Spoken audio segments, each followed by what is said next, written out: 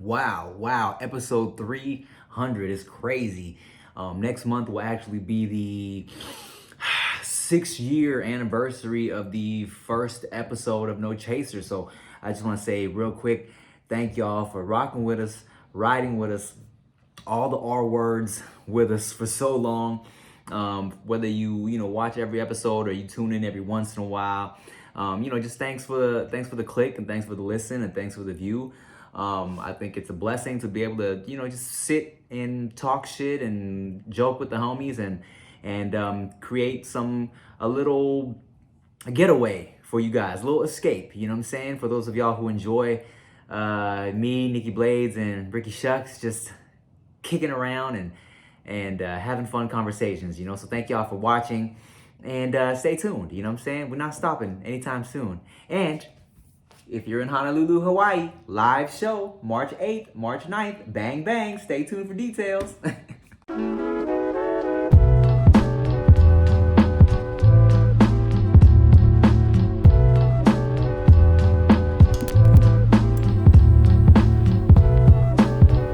Let it go, can't hold it back anymore. Let it go.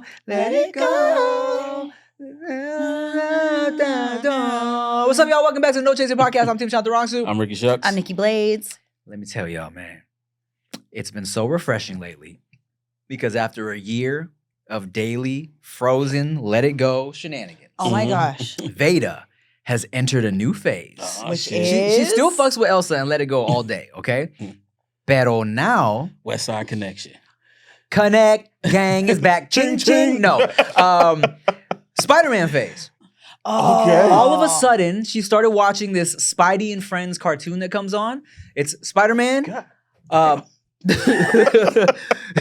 Ricky Man, Miles Morales, and Gwen Stacy. They all like jump around and go on little adventures together. I need a new one. Oh, a new cup? Because I lost mine. Oh, okay. And so she'll hop around and be like, Dad, pretend what? Because I'm giving an old one? Yeah, it's fine. Is that I guess? That works. I mean, what? I get it.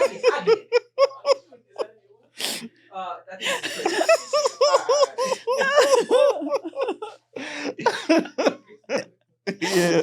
Hey man, we family, bro. In the club. Yeah, we all fam.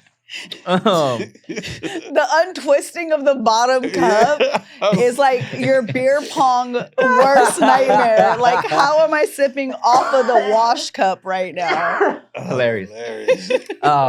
So she'll be like, I'm Gwen Stacy, Dad. You know what I'm saying? And she'll hop around and jump around and shit. It's great. I'm like, finally, bro. And it's refreshing for me because I'm like, finally, I don't have to subject Q to only Frozen all day. Get this motherfucker some different shit, man. Because now he be like, Elsa? And I'm like, yes, that's Elsa. Okay, don't take off that dress though, my boy. Let it go. People be like, I'm Gwen Stacy. No, man. it's somebody else. You can be right there. Please. It's that this other one, he's half Latin just like you. A little bit kind of.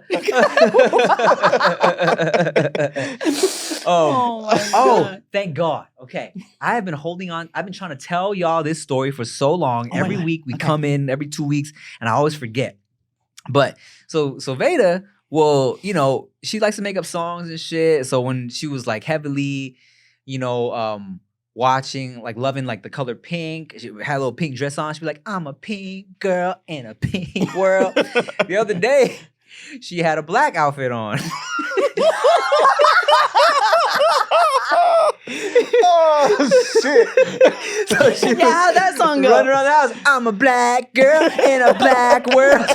She was like, yeah. And I was like, kinda. Yeah. Technically, you are not wrong. Yeah. Keep that one in the house, Yeah, though, baby. But the way social media is set up, you probably shouldn't do that out loud. Nah, They gonna look at you crazy. say it loud and proud. I'm a black Say it loud girl and proud. in a black world, but my hair, hey.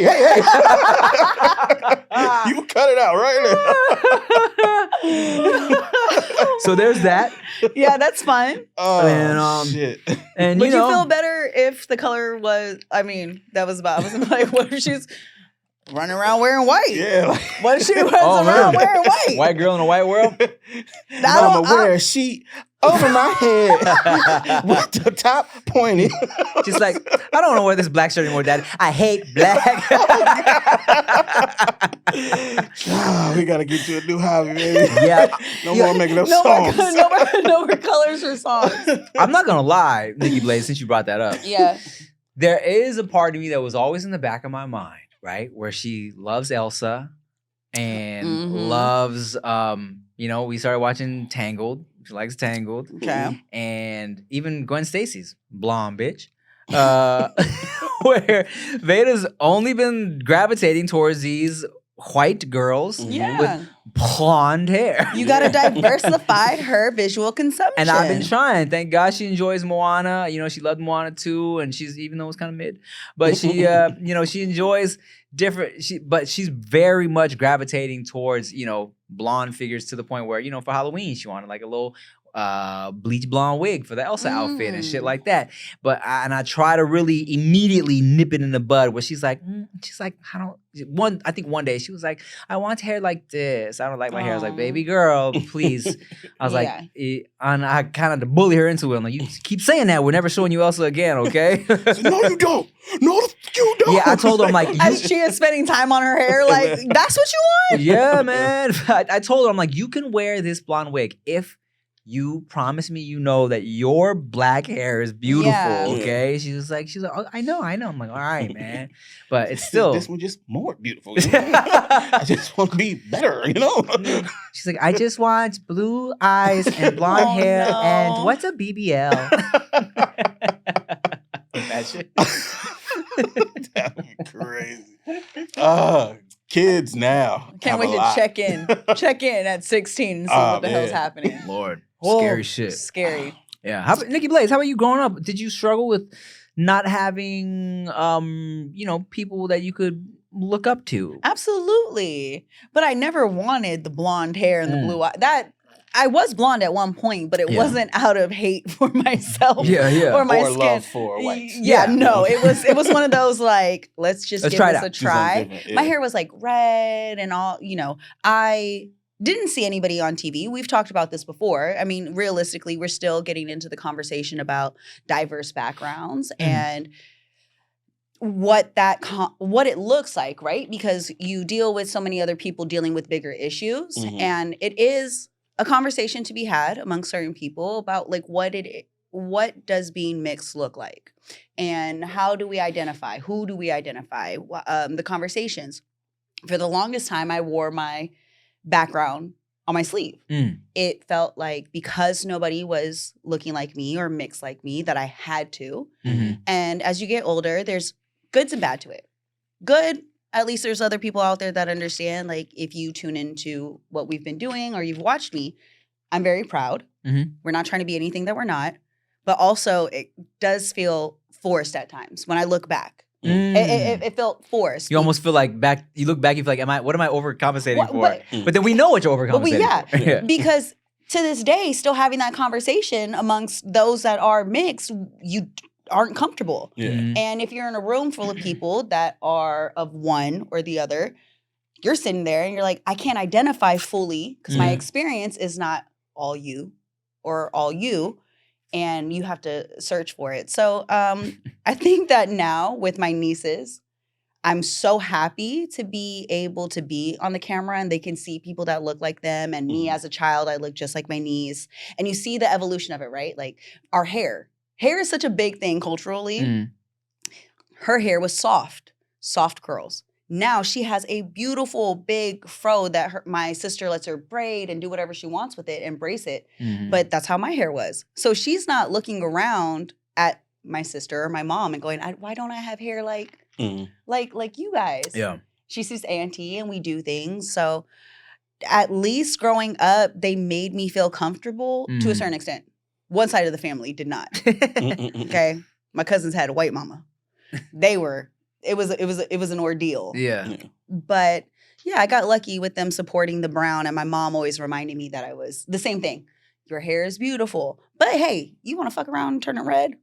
We can do that. But it was never because we hate our features or we hate our skin. My nose, I hated my nose my whole life. And I have a mixture of my dad and my mom. And I think about it, if I ever went on to the European side of things, which is what was pushed, I would literally not be me at all. I would just be another girl on Instagram. Really. You know what's so silly, man? Like, Asian parents, my mom swore, she's like, and all old Thai moms will say, there's probably a lot of old Asian moms. Like, oh, you got to pinch the baby's nose so they get a nice little... Say small. They get a nice arch in the nose. I'm like, Mom, you was pinching my nose every day as a baby. This shit's still flat as hell. What are you talking about? She said it was going to be worse. What? And if we talking about some other shit that they lie to you about, my mom had me drinking milk every day, talking about it's going to make me tall. Hello? But was your mom tall? No. It's her fault. She didn't drink milk. She didn't drink milk. It started not with gonna her. let you make the same mistakes as I made. To her credit, I got strong bones. Yeah, boy, it's big strong bones. Big strong. But they didn't stretch out at all. Not elongated. Yeah, no. Compact. Okay, well, Rick, what about you? How was your identity growing up? Did you ever feel like you needed to be more or less of something? Nah. I grew up in a pretty diverse area. I got to see enough of everything. Nothing too much, though, to make me feel like I'm left out or why can't I be that? And TV, there was a lot of Black people on TV. So I didn't really have that like lack of representation that I think a lot of people fixate on. Not saying it wasn't there. There was a lack of representation in positive ways. But for me, I always kind of realized like this motherfucker's not really a drug dealer. Yeah, or you or could that. Just for me personally. So it's just like he's getting paid to do this. That's cool. So I don't know.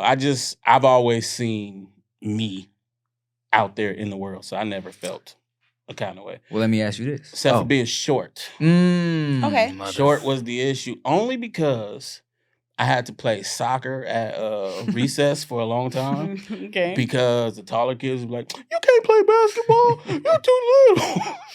So I got really good at fucking soccer for a minute. Okay. But then my class started getting let out first. Oh, bitch. I'm on the court now. Yeah. Y'all can't say nothing. I got here first, and I was whooping their ass in basketball. Too. Whooping. But that was the only issue I had. Okay. All these times you was on tour with all these fucking Asians with me, right? You never felt the need to press your hair out? To Asian it up? No. Maybe like add a blonde streak here Add and a little there. one blonde streak. You know, maybe you go completely silver. That shit was interesting though, because you could tell who grew up A little bit. also in a diverse area and who didn't. Uh-huh. You know what I'm saying? Just by the shit they would say or the way they would act around me. And the Okay. differences in between sober them and drunk them. Oh no. You know what I'm saying? So what usually happens is I'm there, I'm the Black guy, right? Yeah. And it's nothing crazy, but it's a lot of, oh, who's that, right? Until they start getting drunk, it's like, I'm gonna talk to the Black guy. Oh and my you can God. see it happening, and then it's just like, okay, this is weird. Well, then what would the conversations be? It really depends, right? But then you have the people who feel like they have a negative outlook on Black people. That I was talking to them. You can tell, right? Okay. So just kind of like standoffish. Then once they realize you're cool, they're like, oh, so I could probably make this joke now. Oh no. And it's like, why is that what you want to do so bad? Yeah. So it's like fried chicken. Oh. Like, get the fuck out of here. So Yeah. there's a lot of that when you are a Black person in non-Black spaces in they realize you're not gonna rob them. Because like you can see that thought process. Like there's a little fear at first. Shit, really? Then once they see you're cool, they feel like, okay, well then I can bully you. It's more of us here than you. Oh, God. Yeah, that's just mad weird. Which happens quite often when there's more of one than something else, or like guys or girls, or I've seen that a few times. And look, let me say this, man. If you're gonna go for the racial joke in a friendly atmosphere, you better be mixed. Just no, I was gonna say be original. I was gonna say remix the joke. Yeah, because like the fried chicken shit is so played. Man, if I'm in an atmosphere where it's mostly black people, I don't mind jokes. Just be original. You know what I'm saying? Like calling me fried rice is like, yeah, okay. Like, why is that so much on your mind right now? Yeah, like, why? It's so weird to you to have somebody who's not what you are in the space that you feel like I have to bring attention to the fact that you are a race that I am not. Yeah. In whatever way. You know what I'm saying? Like that shit's so weird to me. You know, speaking of race, we talk about like AAPI and like general, like now more Asian people getting representation. How do you feel, Tim, being amongst now more Asians? Do you feel there's a need to represent being Thai? Do you still want to diversify yourself amongst a group that you are a part of now? Well, you know what? First and foremost, I feel like it's great. I feel like it's great that there are more things set up for us, more people recognizing. I think the entertainment, just like world, is so much more now for Asian people than when I first started trying to be an actor. You know what I'm saying? I got on YouTube initially because there was nothing for me. You know what I'm saying? Like I was trying to go on auditions and I really had nothing aside from, when I was an extra in Tokyo Drift. You feel me? Which is a great movie, by the way. Oh, yeah, still flex. It's great movie. I wonder if you know. Yeah, Anyways. it's great. But that's the reason why I turned to YouTube. I was like, there was nothing popping up as far as auditions, And now it's completely different, with the whole push for diversity and like just, everything. It's great. Like now, and I've said this before, now when I go on auditions, or initially when you would go on auditions and you would get like you would read the sheet for like what the descriptions of the characters were, it would be very specific. If you were an Asian person auditioning, it's because they wanted an Asian person. You know what I'm saying? Now it's like, it'll be like, this role can be for whoever. Ethnically open, whoever, audition for this shit, right? And at first, I would have to throw it out there, like, okay, this might be for a Latino dude, but I'm gonna audition and see what happens, right? Now it's like, okay, let's see what happens, right? Now I love that there's way more representation out there. There's way more, like, people are open to it, and coming from a world in YouTube where a lot of Asians had to throw their own shows, have their own club events, shit like that. It's like, I feel like now a lot of like Hollywood and maybe like under Hollywood is doing shit like that. It's a lot of galas, a lot of shit going on. Yeah. I've never really, for a long time, I felt like Asian people forgot I was Asian. You know what I'm saying? Because I didn't do Asian quote unquote content. I wasn't doing shit specifically marketed towards Asian people. So I was never on like top 10 Asian YouTubers you should follow. I was never on lists like that. Yeah. You feel me? So I feel like, even in those communities, it tends to be very, they still kind of like big up just a handful of people. You know what I'm saying? That there are still people that will complain like, how come y'all are still gonna highlight the Asian motherfuckers that already made it? They're in movies. There's a lot of people still struggling to get on. Why don't y'all highlight them, right? And I know that there's like PI people specifically who are like at all these AAPI events. It's like, I don't see no PIs in here. I don't even get invited to the PI. I'm the AA and the PI, and I don't get invited. I'm the whole damn thing. We only meant the Philippines. Yeah, exactly. And I was like, I still have that too. Let me in. It'd be only, if anything, it'd be only Filipinos. You know what I'm saying? Sort of the. Why can everybody sing in here? The Islanders be like, yeah, right. The Islanders be like, what the fuck? Wait, ain't no Islanders in here. You know what I'm saying? So it's still, and that's the struggle too. Is when you have something like that where Asian people have been trying to get on for so long.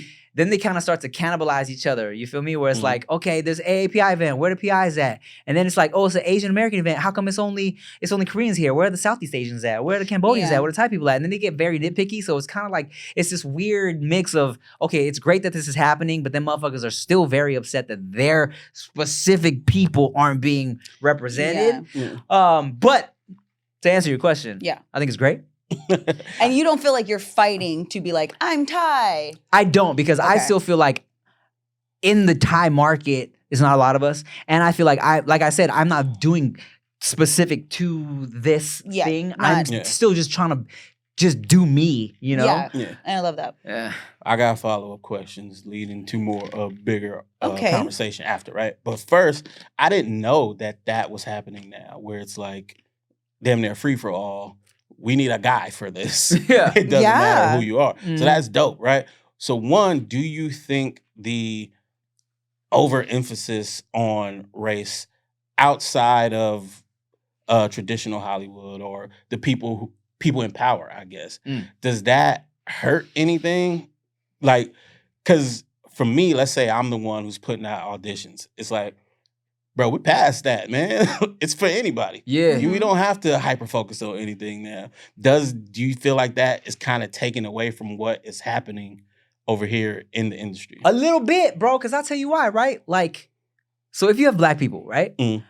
Black people, when someone black plays a black role, and yeah, there are people upset at all the British actors playing the hood characters, you know what I'm saying? But for the most part, you could have someone who's Jamaican, someone who's like, I don't know, black from any specific like country in like Africa playing like a black American role, and people are gonna be happy for that. You know what I'm saying? But as far as Asians, we for so long have been pissed off at people being like, are you Chinese?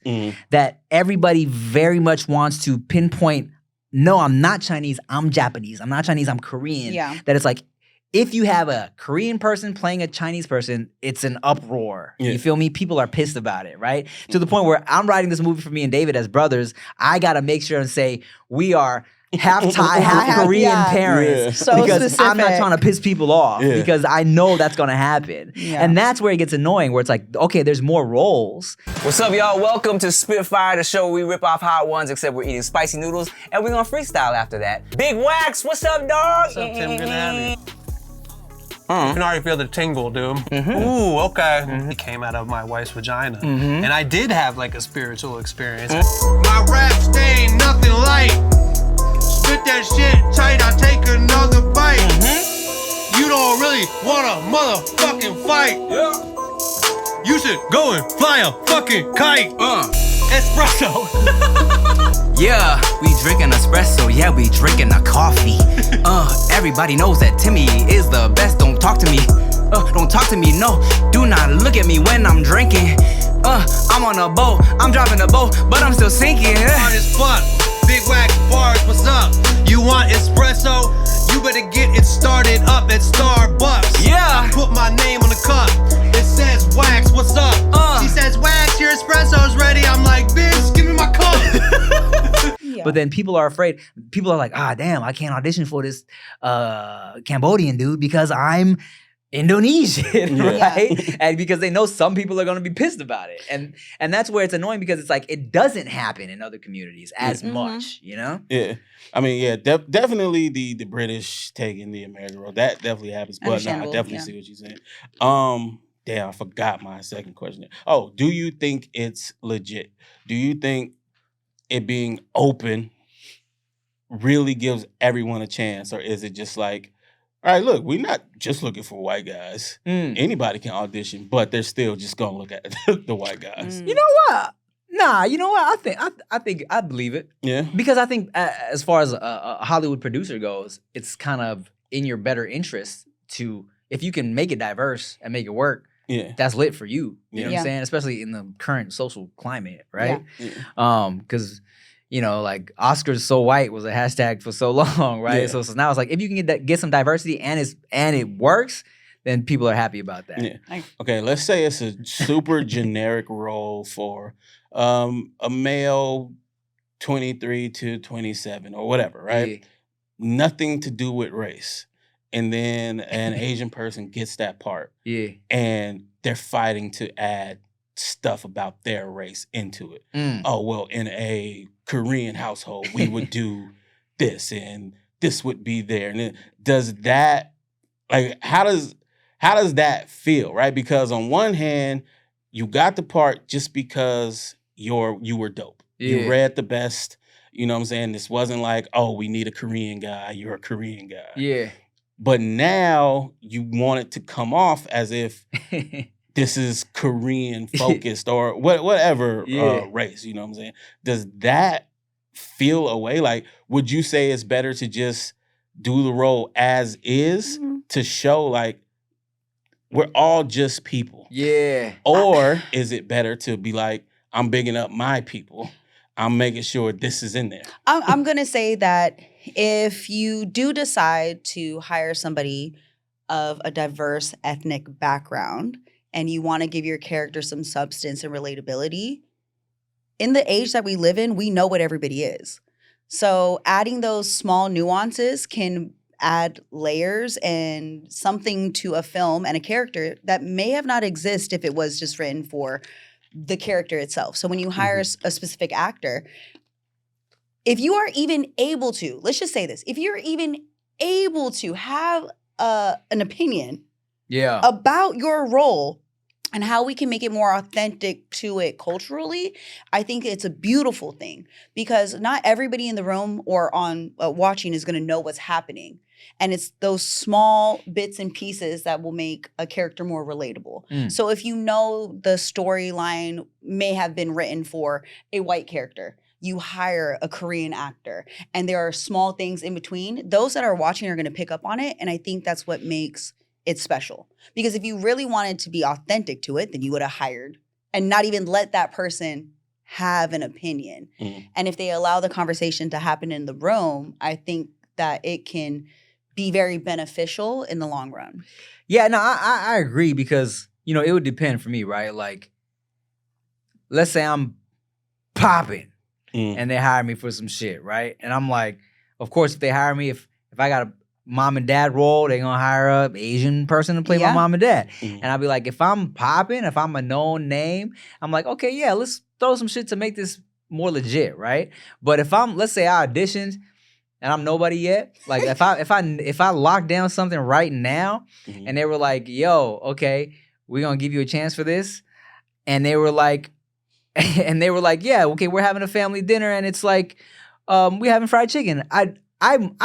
I would maybe throw in, hey, you know, it'd be cool. What if we had like what if it's fried chicken with rice instead of bread? Small, You feel me? because you don't want to fuck up your role. Just to make it make sense. I would throw it out there. Yeah. But if my Asianness didn't affect the actual outcome of the plot, then I'd be like, it's no reason for me to press the issue. You feel me? I think it, you know, for me, I mean, and that's the thing too, is like, you know me, dog. Like you know, I have specific things I'm trying to do, and it's like I also know how to play my position in certain situations where it's necessary. So I'm not about to be on a fucking Steven Spielberg shit and be like, "Hey, bro, what the you cast me as a Thai actor, and you gonna have them give me a plastic fork? Yeah, what the fuck? You gonna have me eating kimchi?" But isn't it crazy with this social media space that we're in? How so many people take opportunities that they didn't get and use it. And kind of flip it, right? Like, I didn't want to work with this company because they refused to hire this person. I will be a very transparent and honest person in saying there are times that it is not about your fucking background. Yeah. It's not. Sometimes when we get into these spaces and you want to do a job, I would like to be hired as Nikki Blades. And yes, I come with these things, but to feel as though you always have to wear a cape and to advocate for it's time and place. And in order to get to a place where you can make real impact, you have to build. And if you don't do some of the work to get to those places, you can always stay true to yourself. And I think that's very important. But it takes time. You can't be a nobody fighting for a cause that nobody cares about. In order to get to that place, and as you stay true to yourself, I think there are times where we learn to go, now is not the time. And that's the difference between a professional and somebody who's just online. when we go into these corporate rooms and these spaces, you have to learn how to navigate these rooms. And you have to learn how to become someone in a position that can be respected. And at times, it's like, cool, we can't get the rice in this shot, even though it makes sense. Yeah. But am I going to throw away everything and the possibility of a future project or a future platform? No, you have to pick and choose. And to what I said earlier, I used to feel like I was forcing my background and my mix in everything I was doing. In reality, it's like there are times where you should let your talent outshine your looks or outshine your background, because essentially you want to be seen as someone that is worthy no matter what you are. Yeah, and granted, look, if the shit don't sit right with me, let's say I was on a Steven Spielberg shit and it was like, we eating fried dog instead of fried chicken. Then we're saying, no, you can't do that. I'll be like, hey, bro. Yeah. Hey, maybe not. Let's not do this. You feel me? Pick and choose. I'll give you a specific example. Nikki Blades. Tell me. Okay, and this Tim. is where I had already I could swing my dick around a little bit because I was like a established cast member on Wild 'N Out, and the other cats weren't even thinking about this because we had an episode where, when we play the song games, we'll get suggestions from the audience, and then we will we go in our little corners and we try to come up with a song during the commercial breaks, right? So me and Rice Gum just happened to be on the same team. Okay. And we had like a vibe. The theme was like, what was it? It was like growing up, some shit like that.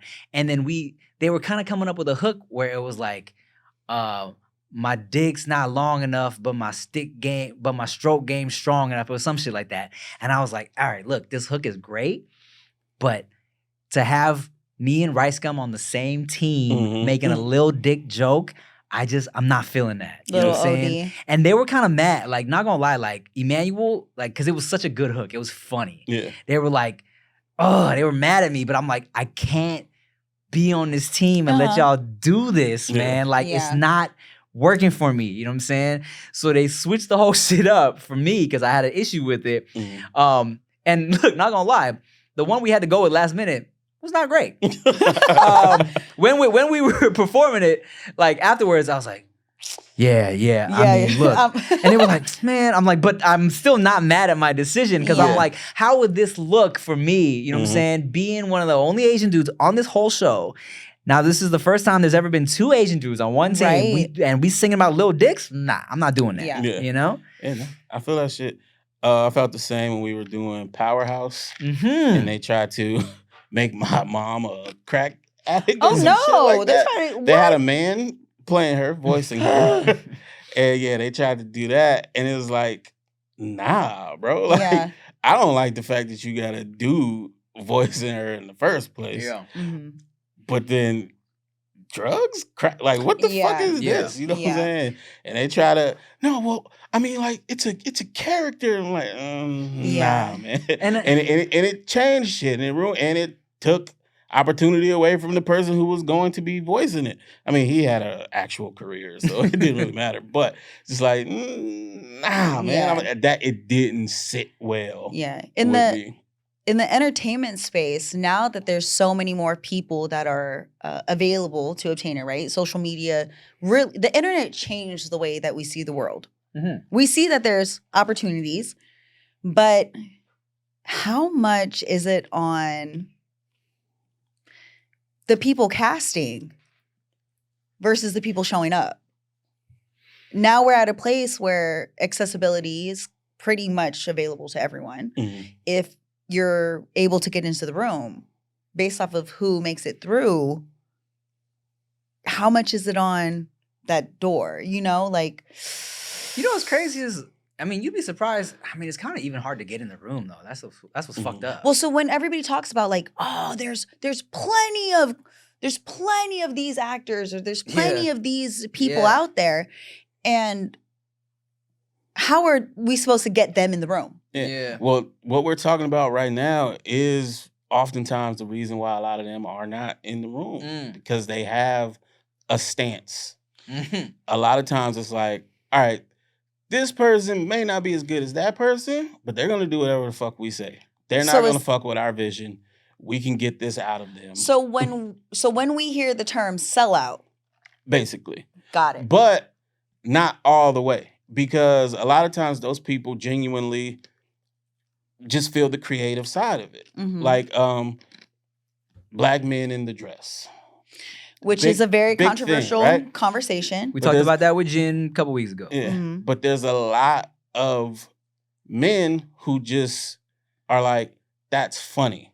Mhm. Yeah. I got these broad shoulders, blah, blah, blah. Me in the dress is funny. Yeah. They don't feel like it's emasculating or anything like that. So they're like, yeah, fuck it. Yeah, bro, I'm down. I'll make this shit hilarious. You know what I'm saying? Where other people would be like, fucking sell out, this and that. Yeah. But it's not a sellout because he was never against it. Yeah. You know what I'm saying? A sellout would be like, I don't want to do this, but fuck, you don't give me that much money. Right. Then I'm Okay. going to get this opportunity. Right. All right, fuck it, I'm going to do it. That's what I would consider a sellout. Mhm. But everybody's going to feel a different way about that shit. Yeah, I mean, Yeah. it depends, right? Like, if we look at like Bowen Yang on SNL, you know what I'm saying, who's a gay Asian man. Mhm. There are some parts on SNL that he's done where I wouldn't do because, like, for one, I'm not gay, right? And for two, you know, as we mentioned in the past episode, like, I try to be very just conscious of the parts I take as an Asian man because of how Asian dudes are portrayed in the media, right? Mhm. But he's a proudly gay Asian man. He could do some super feminine shit, and he doesn't, and that doesn't sway what I'm trying to do as an Asian man. You know what I'm Yeah. saying? Like, it's just different. You feel me? So it really depends. And you know, for me, like, there was a movie early on where it got offered to me, but the part was to play like a little sassy gay assistant, and I was like, man, I can't do this early in my career. Let me fucking establish myself, and then like, yeah, be like, okay, you know, that's a character I'm portraying. Yeah. But for me, where I'm looking like, okay, Asian dudes are just not seen as masculine people in the industry. I was like, let me not do that. Mhm. Especially when people are looking at me as one of the only Asian guys. Yeah. That's a lot. Yeah, you know, it's a lot of shit to I think about. I think sometimes because I've known you for so long and I know you on a personal level, I forget the social impact that you have, especially for our community, because I am a part of it. And when we have certain guests on, it's just like the pressure, maybe whether you felt it or not. I mean, clearly you're expressing that you did, to pick and choose some of the roles and be mindful where you are now with children. How important are the roles you decide to take, not only for you culturally, but for you as a father? Man, as you know, as a man with children, it's, you know, that's an interesting question, Nikki Blades. You know. Because sometimes now I'm like, as I'm kind of looked at as a father. You got two. I got two. And as far as acting goes, me being a father hasn't changed anything of what I would do. Okay. You know what I'm saying? Because I feel like I'm acting. Mhm.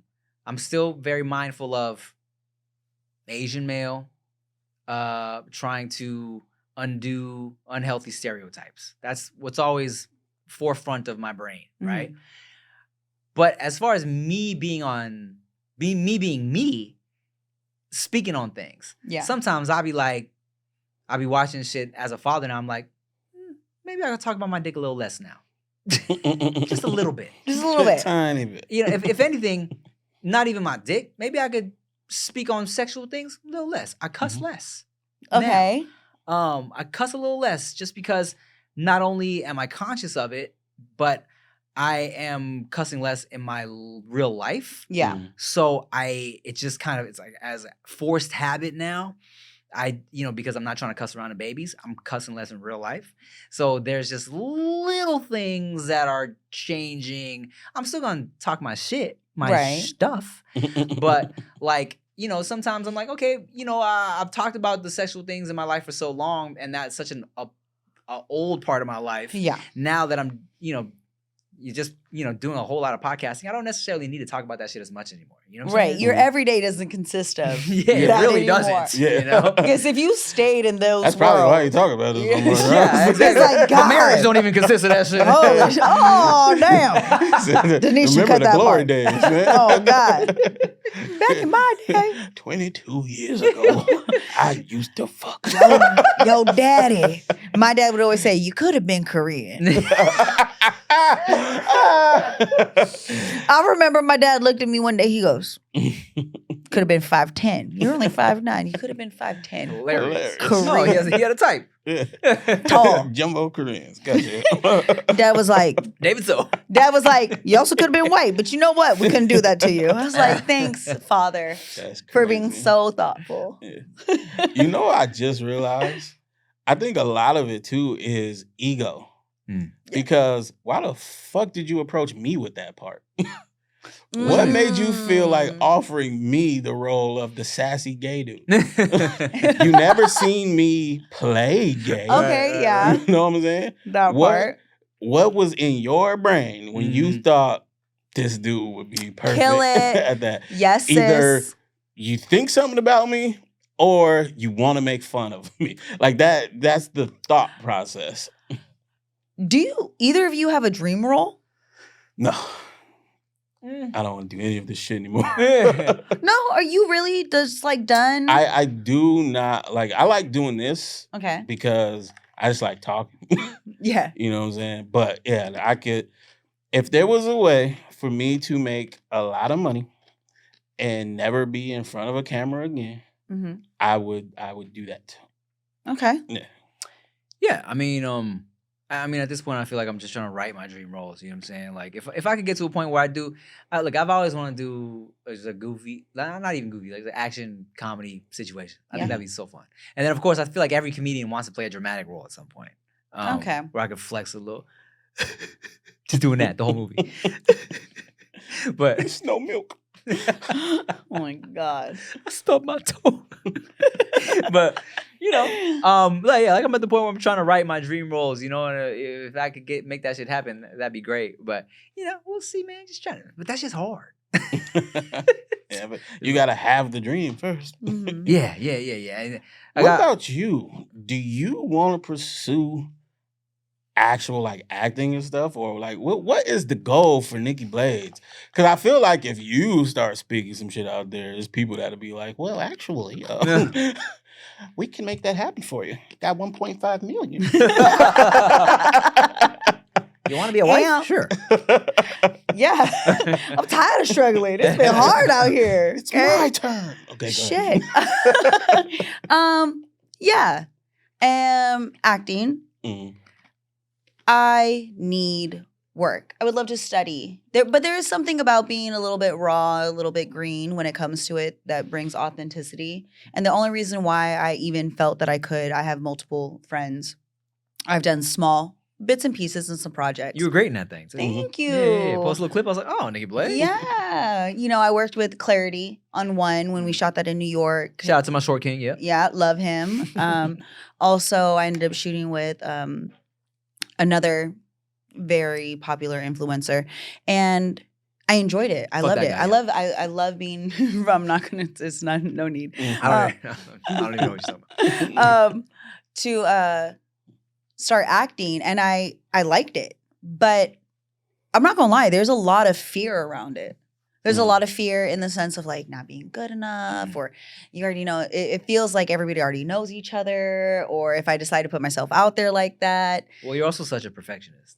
And it's not necessary for a lot of the things in acting. One thing I learned is like you have to connect a lot emotionally, and I am a very emotional person. If I feel like the right thing came across my table, 1,000%, I would love to. I do have a dream though. I am in the comic book world, and I 1,000% feel that I am built to be a fucking DC or Marvel character. I physically feel as though like tomorrow I could, if need be. And there's always been a big part of me that wanted that. I love the action, the fitness, the way that they're built. My dad was into comic books. He put me into it. I love the storylines. I love the depth.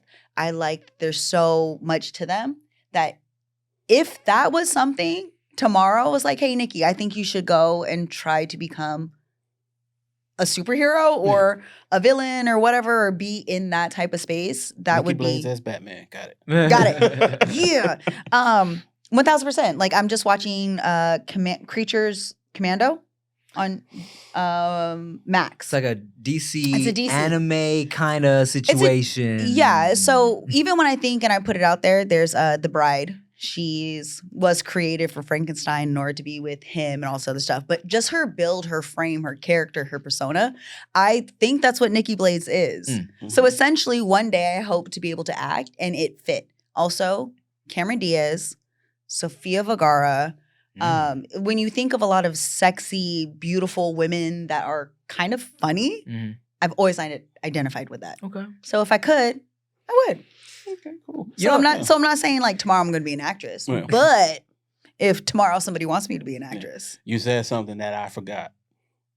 If something came that I was like, oh shit, that would be dope, then of course I want to do that. But I'm not looking to do any of that shit. Yeah. that's kind of where I am. It's like fuck. I know too many people who have been pursuing acting their whole lives, and those of a theater background and the art behind it that I would never want to like disgrace it by You being don't like, disrespect the I'm gonna be an actress. I'm like, no. I'm sorry, it's natural for me. Yeah, oh my God. But yes, Good luck at school, buddy. you know, if you gotta hire an Amazonian background in a movie, I just so happen to be 5'9", 6'1" in heels and I'm built. Like, put me in. Look, on my list of movies I'm going to write eventually, there is a superhero movie. Yes. But you know what's funny though? Is, if we talk about superhero movies and me being like healthy delusional, right? I'd be like, you know what? The reason why no one's hit me up for a Marvel movie yet is because Phase 4 was so trash in the eyes of a lot of people. Stop. The universe wants Marvel to be golden age again, and that's when I'll get my part in a superhero movie. Yeah, it's gonna be. Look, you gotta get on this DC wave. They're doing a whole rebranding right now, Look, and now it's DC. Call me. I fuck with James Gunn all day. Let's He's the go. new head of DC. Doing such great work, by the way. Killing shit. He followed me on Twitter, and he doesn't. Yeah, he followed me on Twitter years ago, and he don't tweet anymore. He's only on Threads now. I'm like, God damn it! Like, come on, man. But he's liked a couple of my tweets. 2025. He follows me. He always like, I'll throw shit out there. There's a DC villain named Gizmo who kind of looks like me, a little fucking like smaller, big head dude. I'll be like sending shit his way. Like, man, when people ask me who would you play, Tim, I'm like, yo, I would love to play Gizmo. Tag James Gunn. He always likes them shits. So I feel like he has his ears to the street. funny. You know what I'm saying? He was like, man, one day I'm gonna make this sassy gay assistant movie come to life, and I got the perfect guy. Then he watches this shit. He's like, oh, all right, well, Hey, never mind. done deal. Hey. He said, never mind. You know- Don't want to disrespect you, bro. When Lilo and Stitch had the live action, I thought I had a chance. I said, That would've been you could have dope. threw me. I could have been the fucking lifeguard. Hey, You know what I mean? The blonde I lifeguard. could have been the blonde Oh my lifeguard. God. Have you seen this character, Rick? I did put Nope. that out there. Blonde Nikki, and I put side by side. I was like, y'all need one Hawaiian. Man. I mean, you need two. You got like maybe half a Hawaiian in the whole movie combined. We can make a full Hawaiian if you add me in. They hit you up, and it's just the voice to voice Stitch. Give me that money. I'll take that. Yeah. That's a fact. I'll take it whatever I can get. Well, shit, man. Look, cheers to pursuing your dreams and Yeah. representing and all the bullshit we talked about. Thank y'all for watching another episode of the No Chaser podcast. Make sure you like, comment, subscribe. Watch another episode. Yeah. Look, if you love the episodes with just us three, go run up the views on some other episodes. And I look at the comments and I've been trying to comment back. I've been trying to like interact a bit, and we appreciate all of y'all, and you guys are so like nice. Make sure you like, comment, buy some shit off Goody Brand. Yeah. Get you a bottle of Jester's Court. Yeah. Everybody seems to enjoy it. I really do enjoy it. Send Nikki some cash apps. Yeah, Cash App. $sign Nikki Blades. $sign Nikki Blades. I accept Bitcoin. Oh, well, damn, look at that. The future is wild. Thank y'all for watching. I'm Tim Shoutout the Wrong Suit. I'm Ricky Shucks. I'm Nikki Blades. Bye.